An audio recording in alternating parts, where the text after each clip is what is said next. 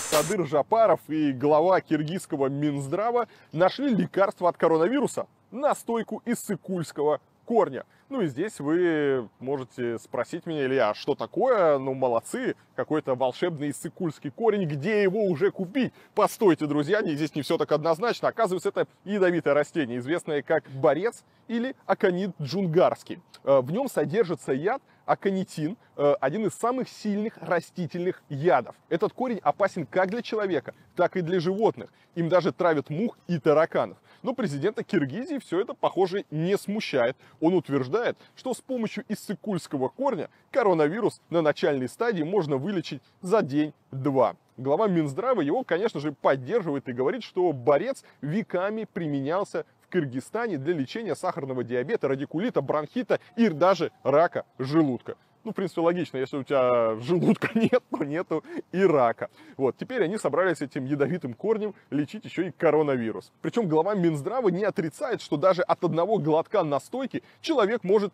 просто умереть. Ну, с другой стороны, мертвые тоже не болеют коронавирусом, и можно поправить немножечко статистику. По ее словам, чтобы не умереть, нужно хорошенечко подогреть настоечку, и тогда яд ни на кого не воздействует. Он даже выпил настойку, ну, если, конечно, это она, на камеру. В общем, в Средней Азии завелась своя Танзания с такими же интересными правителями. Единственное, как обычно, жалко людей. Непонятно, сколько помрет, употребляя просто яд. И вообще как-то странно, когда президент и глава Минздрава советуют людям принимать какие-то непроверенные лекарства. И ладно, это была какая-то пустышка гомеопатии, не знаю, там святая вода или еще что-то. Но они советуют принимать откровенный яд, от которого наверняка погибнет там не один человек. Это просто какой-то вопиющий пи***ц. И я даже не знаю, кто здесь должен вмешаться, чтобы этот остановить. Ну, к сожалению, да, такие люди есть, и есть кто им верит, и я уверен, сейчас там появится множество последователей, которые будут глотать всякую дрянь, и потом помирать, ну а что поделаешь, да, Бог дал, Бог взял, а кому-то Бог не дал мозгов.